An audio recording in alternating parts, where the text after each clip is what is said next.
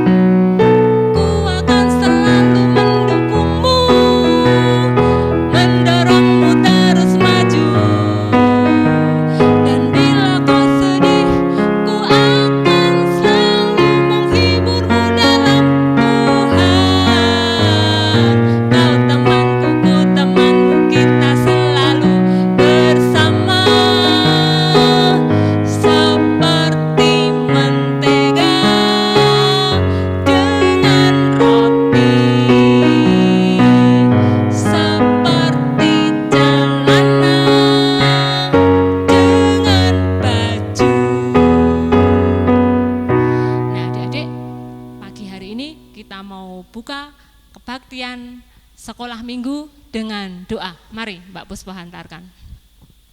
Selamat pagi Bapak, tak lupa kami terima kasih karena Tuhan sudah memberikan berkat yang luar biasa pada pagi hari ini.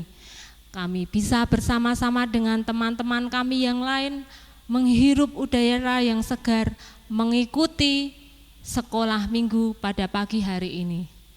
Bapak, kami memohon pimpinan Tuhan supaya sekolah minggu pada pagi hari ini berjalan dengan lancar.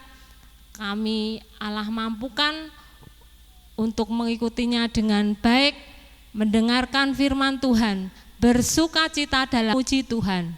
Terima kasih Tuhan, haleluya, haleluya, amin. Adik-adik tadi sudah memuji Tuhan seperti mentega dengan roti. Adik-adik, siapa yang kemarin berantem sama teman-temannya? Ada, ternyata ada. Sudah maaf-maafan belum? Belum. Nanti setelah kebaktian sekolah minggu, adik-adik kalau temannya dekat, datangi rumahnya. Minta maaf. Biar adik-adik seperti mentega dengan roti, lengket sama temennya. Dan kalau temennya lagi sedih, ku akan selalu menghiburmu dalam Tuhan. Enak banyak teman apa sedikit teman? Pasti enak banyak teman. Kalau kita kelaparan, temannya ada kelebihan uang, dijajakke. Ya kan? Nah, Mbak Puspo pesen lagi ya, yang saat ini masih marahan sama temennya, cepet-cepet nanti habis kebaktian minta maaf sama temennya. Kalau temennya jauh gimana Mbak Puspo? Bisa minta tolong sama kakaknya, tolong di WA-in temenku atau telepon, bilang minta maaf. Ya, adik-adik, supaya apa? Supaya hidup kita semakin disayang Tuhan. Iya, Tuhan sayang sama adik-adik. Buktinya Buktinya salah satunya sekarang adik-adik diberkati Tuhan, dikasih uang, dikasih makanan, dikasih kesehatan. Nah, adik-adik saat ini yang sudah mempersiapkan persembahannya, kita mau lanjutkan dengan memberikan persembahan kepada Tuhan. Kita pujikan, ku bawa persembahan.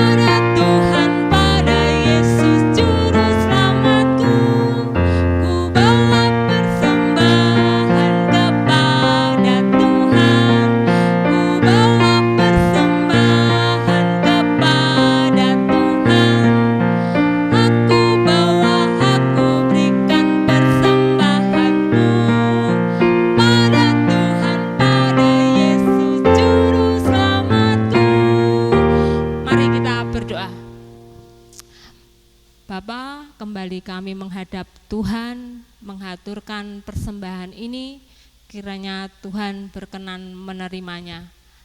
Dan Tuhan, kami mau mempersembahkan kehidupan kami ke dalam tangan kuasa-Mu, Tuhan yang bentuk kami, dan biarlah semakin hari kami anak-anak-Mu yang kecil ini semakin menyadari pemeliharaan Tuhan. Dan kami mau menggunakan anggota tubuh kami sebagai persembahan yang hidup, yang berkenan kepada Tuhan. Bapa yang Maha Kasih, sebentar lagi kami akan melanjutkan kebaktian sekolah minggu ini, kiranya Tuhan tuntun kami senantiasa. Haleluya, amin. Nah adik-adik, tadi kita sudah memuji nama Tuhan, sudah persembahan. Tiba saatnya kita mau mendengarkan firman Tuhan. Tapi sebelum mendengarkan firman Tuhan, kita mau puji Tuhan juga, baca kitab suci. Yo, siapkan Alkitab, nanti kita baca setelah kita memuji nama Tuhan, baca kitab suci.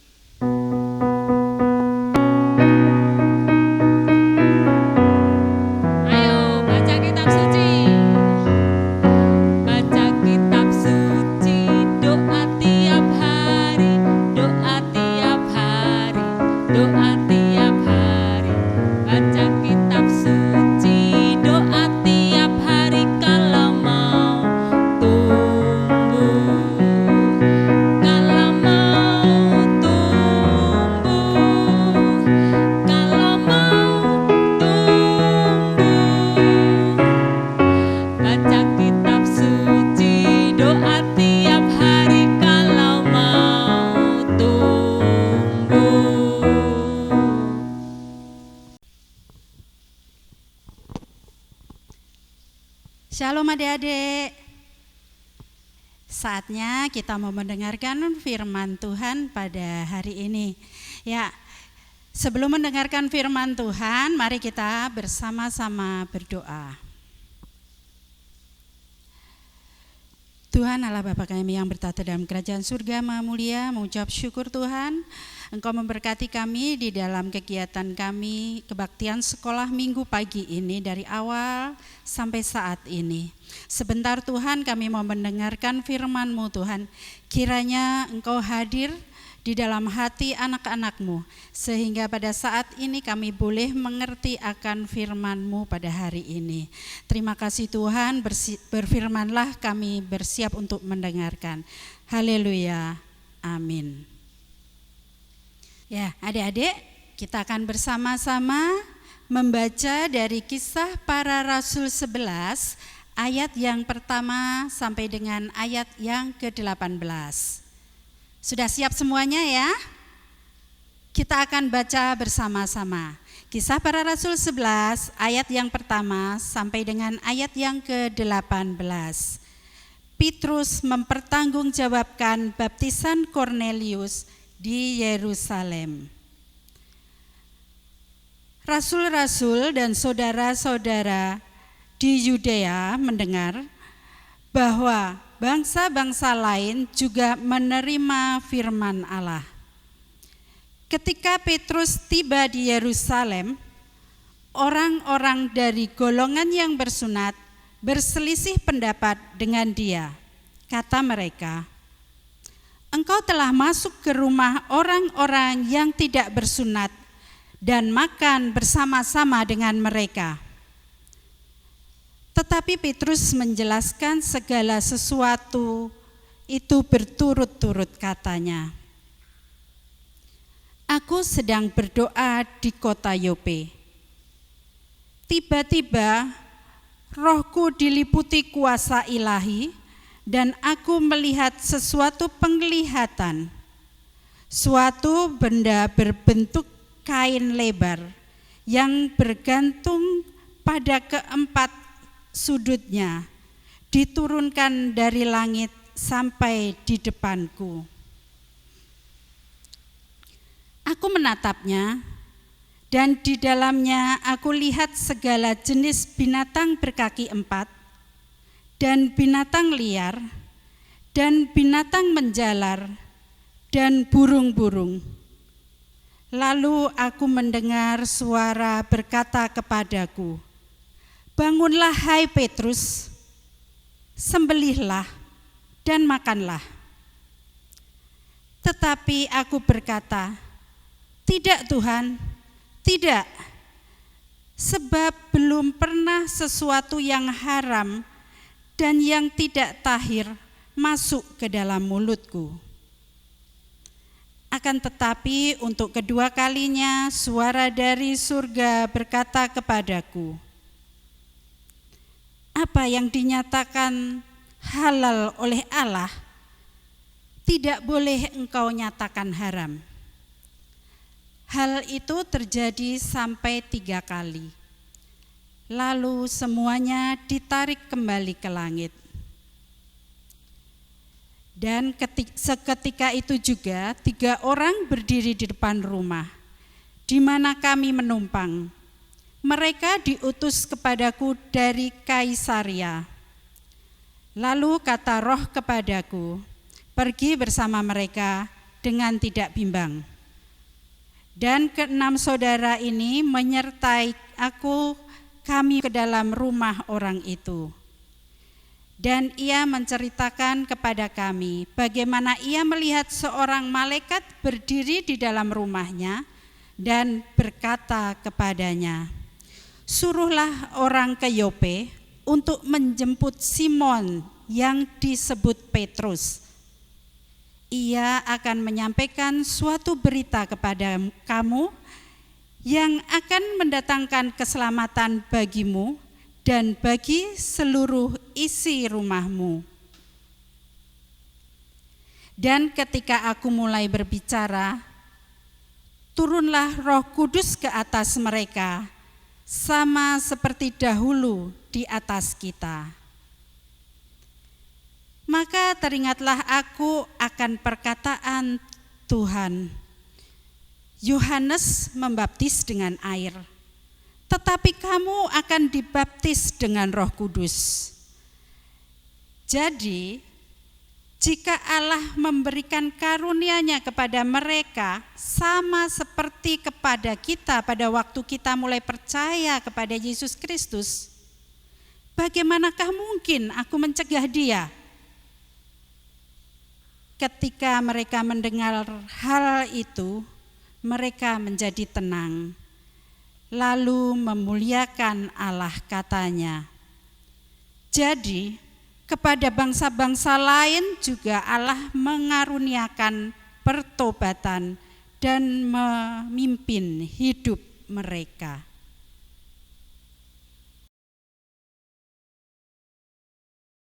Ya, adik-adik, itu tadi ayat yang sudah kita baca dari Kisah Para Rasul 11, ayat yang pertama sampai dengan ayat yang ke-18. Saat ini kita mau belajar dari salah satu murid Tuhan Yesus yang bernama Petrus. Petrus sebenarnya mempunyai nama asli yaitu Simon atau Kefas. Petrus adalah nama yang diberikan Tuhan Yesus kepada Simon atau Kefas saat Simon ini menjadi muridnya. Jadi dia diberi nama Petrus. Nah, Petrus ini berasal dari bahasa Yunani yaitu Petra yang artinya batu karang. Karena Tuhan Yesus melihat bahwa Petrus itu hatinya seperti batu karang. Nah, adik-adik, sebenarnya banyak sekali ya hal-hal baik yang dari Petrus ini yang bisa kita jadikan teladan. Tapi pada saat ini kita hanya mau belajar satu hal saja dari Petrus, yaitu Petrus itu memiliki keteguhan hati yang sangat kuat. Dan Petrus itu mempunyai keberanian yang sangat kuat untuk mempertanggungjawabkan apa yang dia perbuat. Nah, adik-adik, dari pembacaan kita kisah para rasul ini, kita dapat melihat keteguhan hati Petrus, di mana di saat dia dianggap bersalah oleh orang-orang yang sebagian orang yang menganggap Petrus bersalah karena Petrus sudah masuk ke rumah orang lain dan makan bersama-sama dengan mereka. Seperti yang kita baca dari ayat yang kedua dan yang ketiga ya adik-adik ya. Ketika Petrus tiba di Yerusalem, orang-orang dari golongan yang bersunat berselisih paham dengan dia. Kata mereka, engkau telah masuk ke rumah orang-orang yang tidak bersunat dan makan bersama-sama dengan mereka. Ya, adik-adik, sekarang apa ya yang membuat Petrus kok dianggap bersalah hanya gara-gara makan bersama-sama dengan orang yang tidak bersunat? Waduh, apa ya salahnya ya? Padahal kan cuman masuk ke rumah orang dan makan bersama-sama. Oh, ternyata orang-orang tadi, segolongan orang yang tadi menganggap Petrus bersalah itu adalah orang-orang Kristen yang masih memegang teguh tradisi orang Yahudi.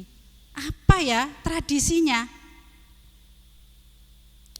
Ternyata tradisi orang Yahudi itu adik-adik, mereka menganggap orang yang di luar orang Yahudi atau orang lain itu adalah orang-orang kafir, orang-orang najis, sehingga tidak layak untuk diajak bergaul, tidak layak untuk diajak bersama-sama. Sehingga orang-orang Yahudi akan menjauhi orang yang bukan dari bangsa Yahudi. Itu kenapa sewaktu Petrus makan bersama-sama dengan mereka, golongan orang Kristen yang masih mengikuti tradisi orang Yahudi ini menganggap bahwa Petrus telah bersalah karena Petrus sudah masuk ke rumah orang lain dan makan bersama-sama dengan mereka. Nah, adik-adik, di saat mereka berselisih paham, kira-kira gimana ya Petrus ya? Apa Petrus langsung emosi? Langsung marah? Ternyata enggak ya adik-adik ya. Petrus maklum karena orang-orang ini masih mengikuti tradisi bangsa Yahudi. Maka dengan pelan-pelan Petrus menjelaskan bahwa seorang Kristen yang sebenarnya, ajaran yang sebenarnya itu adalah kasih. Jadi sebagai orang Kristen, pengikut Kristus harus mengasihi dari semua golongan, semua manusia harus kita kasihi. Tidak memandang, wah kamu dari bangsa mana? Kamu dari golongan apa? Tidak seperti itu. Tapi kasih yang sebenarnya adalah kasih yang tidak memandang dari golongan apa, dari bangsa mana, tapi semuanya adalah satu karena kasih. Nah, Petrus juga menambahkan di dalam penjelasannya bahwa Petrus masuk ke rumah itu karena Petrus juga sebelumnya mendapat penglihatan. Dan semua itu karena tuntunan Roh Tuhan sampai Petrus sampai di rumah itu.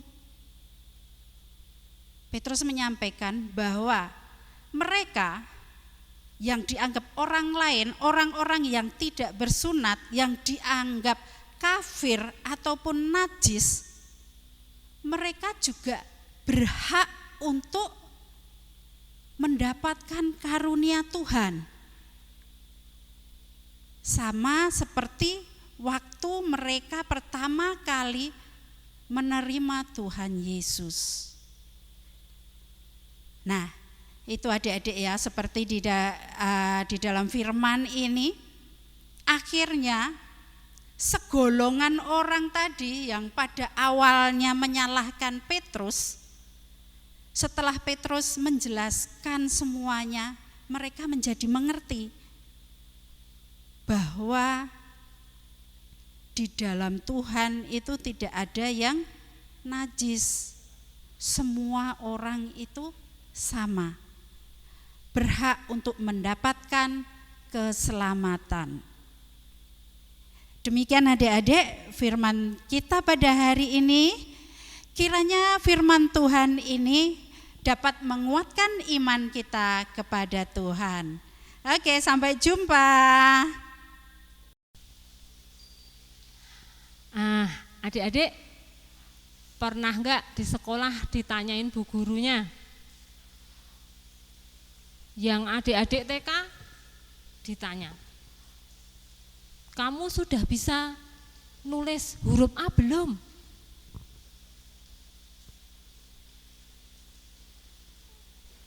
Hah? Ada yang bengong ternyata. Oh, ada yang bilang bisa.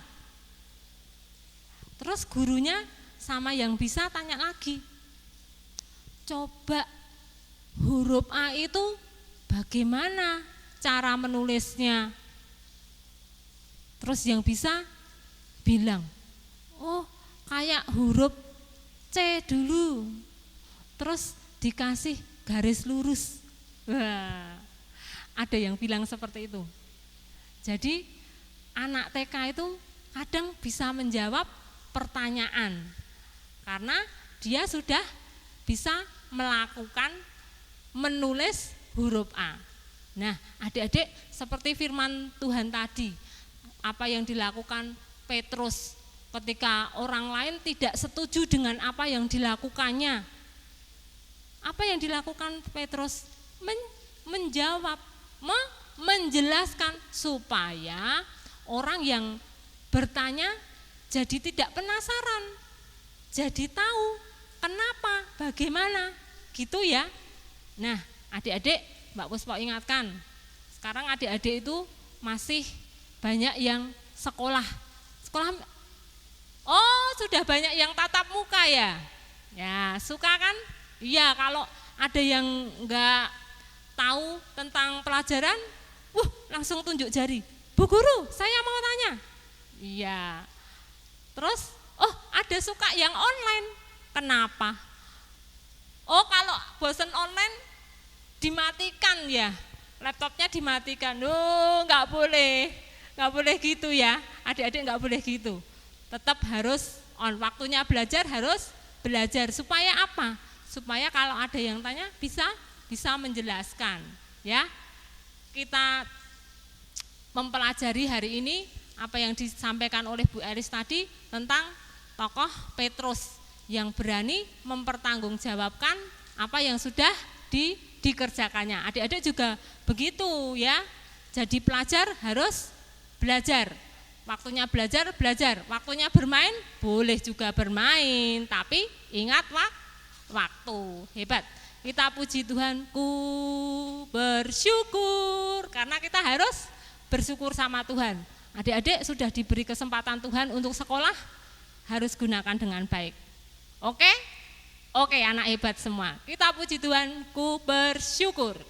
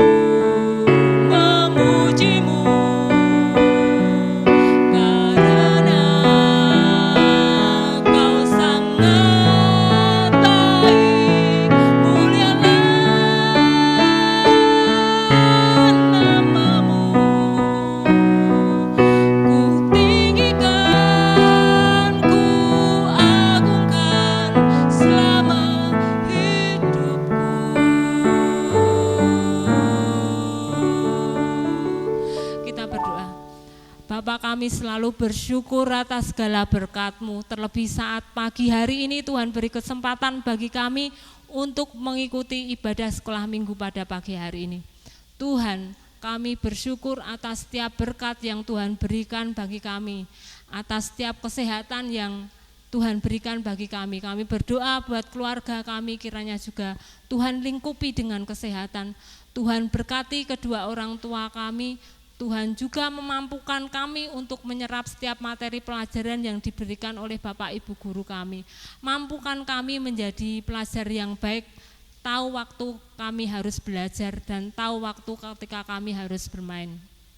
Bapak yang Maha Kasih, ampuni kami ketika kami tidak bertanggung jawab atas sikap kami, melalaikan setiap apa yang Tuhan perintahkan kepada kami. Saat ini kami belajar tentang Petrus Tuhan, supaya kami menjadi Petrus-Petrus yang berani bertanggung jawab, menjadi Petrus-Petrus kecil yang berani melakukan hal yang benar, dan kami menjadi Petrus-Petrus yang berani untuk menyatakan firman Tuhan. Bapak yang Maha Kasih, sebentar kami akan mengakhiri kebaktian pada hari ini. Kiranya kami tetap memancarkan kasih karunia Tuhan di dalam kehidupan kami. Haleluya, haleluya, amin. Nah, adik-adik, Mbak Puspo tetap ingatkan, sekalipun saat ini kita sudah di penghujung acara, tetap jaga protokol kesehatan, ya. Tetap cuci tangan di air yang mengalir, pakai sabun, ya. Pakai masker, menjauhi kerumunan, ya. Tetap perhatikan itu dan sampai ketemu lagi di sekolah minggu depan. Shalom.